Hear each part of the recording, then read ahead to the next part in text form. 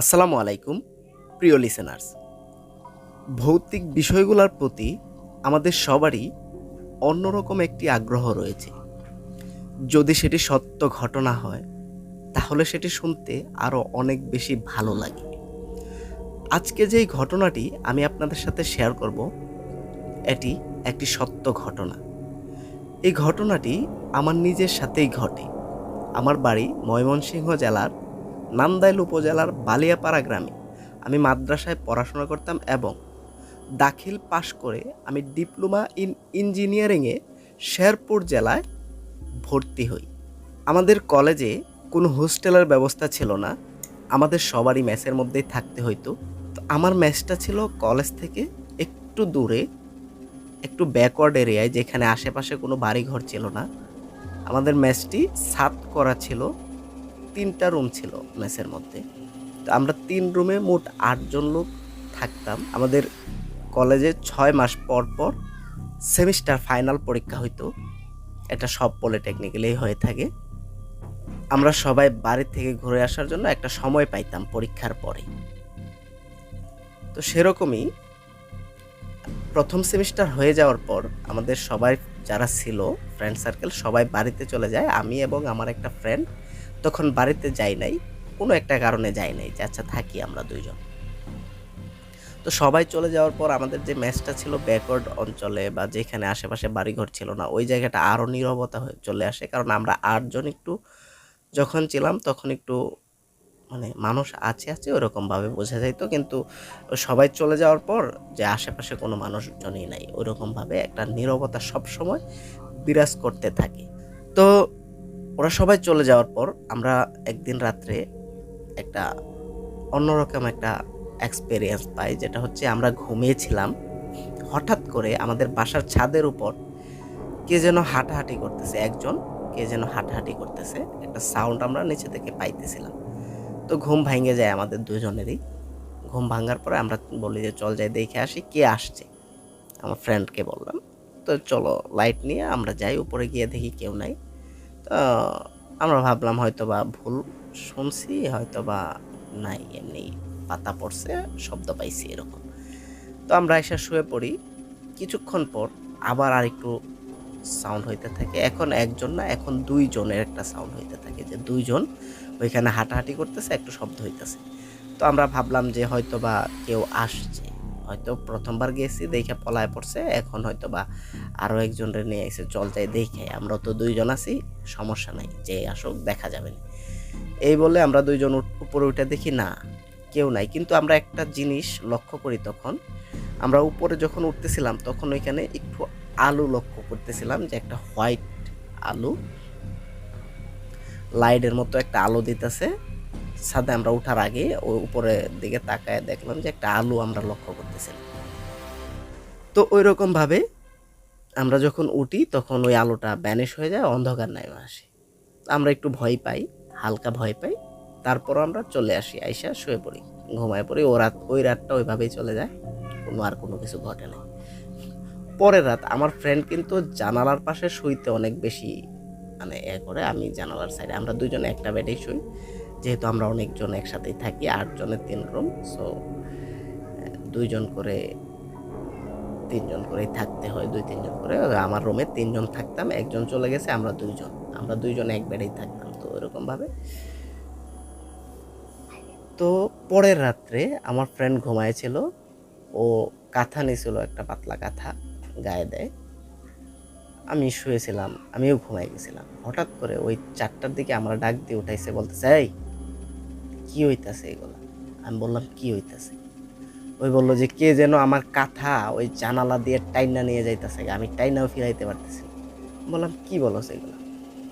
Light মারলাম, জানালা খুইলা লাইট মারলাম, দেখলাম না কেউ নাই, কিন্তু কাঁথাটা জানালার বাহিরে অর্ধেকটা পড়ে আছে। আমি ভাবলাম চোর আসছিল মনে হয়। তো যখন এগুলা ঘটতেছে তখন সন্দেহ আরো বাড়তেছে, যে আসলে কি ঘটতেছে এগুলা, এই জায়গাটা আসলে কি ভালো ছিল, আমরা একটা পরিত্যক্ত জায়গায় আছি। এই মনের মধ্যে অনেক প্রশ্ন ঘুরপাক খাইতে থাকে। তো ওই রাতটা চলে যায়। পরের রাত্রে যখন ঘুমাইছিলাম, ঘুমাই নাই তখন, আমরা দুইজন আলোচনা করতেছিলাম 12:30টার দিকে। হঠাৎ করে আমাদের ছাদের উপরে মনে হলো যে 20-25 জন একসাথে উঠা মানে একটা মিটিং করতেছে। গোল মিটিং যেরকম করে না, অনেকে একসাথে থাকলে অনেক কথা হয়, চুপ থাকতে পারে না, একজন আরেকজনের সাথে কথা বলতেছে। ওইরকম ভাবে আমরা ভাবলাম তাইলে মনে হয় আজকে হয়েছে, বড় কেউ আইছে, অনেকেই মনে হয় আসছে, আমরা দুইজন একসাথে থাকি, এক জায়গায় থাকি, হয়তোবা এগুলো আগে থেকে জানে দেখে কেউ নাই, যার জন্য সবাই মিলে আইছে হয়তোবা চুরি করতে। তো বললাম যে আচ্ছা আমরা একটু চল উপরে গিয়ে দেখাই যে আসলে কতজন আইছে। এই ভাইবা আমরা উপরে গেলাম, দেখতে গেলাম যে আসলে কতজন লোক আসছে।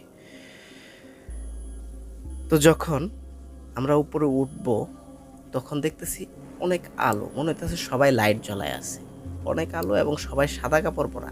তো ভাবলাম যে চুরি করতে সাদা কাপড় পরে আসবে কেন, সবাই সাদা কাপড় পরা এবং লম্বা লম্বা অনেক। একটু ভয় লাগতেছে যে আসলে কি এগুলো চোর না অন্য কিছু। আমরা যখন ছাদের উপরে উঠবো তখনই দেখলাম যে সব গায়েব হয়ে গেছে, মানে নাই, কিছুই নাই। আমরা তো খাই গেলাম, শরীর কাটা দিয়ে উঠলো, ঘাম জড়াইতেছে শরীর দিয়ে, প্রচুর ভয় পাইলাম। তো আস্তে আস্তে কষ্ট করে নিচে নাই মাইশা রুমের দরজা লাগায় শুয়ে পড়লাম। পরের দিন আমার ফ্রেন্ড বলতেছে, আমি বলতেছি যে চল জায়গা, আমরা একদিন থাকাটাও রিস্ক মনে হইতেছে, এখানে থাকা যাবে না। তো ওই বলতেছে কালকেই তো সবাই আইব, এখন আজকে যাবো আবার কালকে আবার আসবো। পরে বললাম তাও তো কথা, তাহলে কি করা যায়, দেখি কষ্ট করে আজকের রাতটা থেকে লাই। তো এই ভাইবে আজকের রাতটা যখন আমরা ঘুমাই তখন আজকে তো আরো বেশি ভয়ঙ্কর অবস্থা।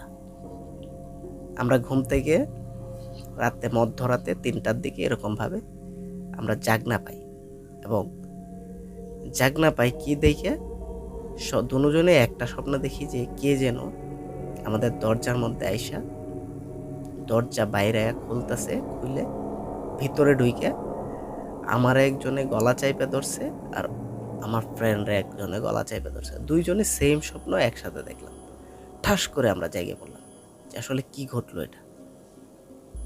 তো উইঠা বৈশা আমরা তো সূরা কেরাত পড়তেছি, কিন্তু সূরা কেরাতে কোনো কাজ হইতেছে না, ভয় আরো বাড়তেছে। হঠাৎ শুনিস ছাদের মধ্যে মানে কয়েকজন মিলে অনেক শব্দ করতেছে, ভয়ে গা শিউরে উঠতেছে, শরীর ঘাম দিতেছে, ঘুমের মধ্যে গলা চাইপে ধরলো। তারপর আবার জাগনা পাওয়ার পর ছাদের মধ্যে এরকম হইতেছে, আমরা তো আর ঘুমাইতে পারতেছি না ভয়ে। ছাদের মধ্যে থাকে আবার জানালার পাশে আইসা ফিস ফিস করে আওয়াজ করে, মনে হইতেছে কানাকানি করতেছে, মনে হইতেছে আমরা দুইজন রে ওরা আসছে নিয়ে যাইতে ওদের সাথে। এরকম ভাবে একটা ভয় পাইতেছিলাম আমরা, অনেক ভয় লাগতেছিল। তো আল্লাহ আল্লাহ করতে করতে করতে করতে ফজরের আজান দিল, কোনো কিছুই আর পাইলাম না। পরের দিন সবাই আসলো, সবাইকে এই ঘটনাগুলো বললাম। সবাই বলল হ্যাঁ আমরাও এরকম একটা কিছু আন্দাজ করতেছিলাম, তো চল আমরা ম্যাচটা ছাইরা দেই, আমরা অন্য কোথাও ম্যাচ নিই। আমরা ম্যাচ মালিকের সাথে কথা বলি, ম্যাচ মালিকও হয়তো বা এই বিষয়গুলো জানতো, যার জন্য উনি আমাদেরকে আর বাধা দেয় নাই, নয়তো অন্য কোথাও থাকতে গেলে আমাদের 3 মাসের ভাড়া দিয়ে তারপর যাইতে হতো। কিন্তু উনি আমাদের কাছ থেকে একটা টাকাও নেয় নাই, বলে যে আচ্ছা ঠিক আছে তোমরা যাইতে চাইলে যাইতে পারো, আমি আটকাবো না। এই বলে আমরা পরবর্তীতে একটু শহর সাইডে একটা ম্যাচ নিই, পরবর্তীতে আর কোনো ঝামেলা হয়নি। তো এই ছিল আজকের ঘটনা, অনেক ভয়ঙ্কর একটা এক্সপিরিয়েন্স ছিল। হয়তো আমি সুন্দর করে বলতে পারি নাই, যতটুকু ভয় পাইছি তার হয়তো বা 10 ভাগের 1 ভাগও আমি আপনাদেরকে গোছায় বলতে পারি নাই। তারপরও যদি ভালো লেগে থাকে তাহলে অবশ্যই পরবর্তী ভিডিওগুলো ভালো আসবে, আরও সাথে থাকবেন এবং সাবস্ক্রাইব করে পাশে থাকা বেল আইকনটি বাজিয়ে দেবেন, যেন প্রথম ভিডিওটি আসার সাথে সাথেই আপনি পেয়ে যান এবং আপনি শুনতে পারেন আমাদের ভিডিওটা, আমাদের গল্পটা। তো সাবস্ক্রাইব করে দিবেন, আর ভিডিওটা ভালো লাগলে একটা লাইক করে দিবেন। ধন্যবাদ সবাইকে। আসসালামু আলাইকুম।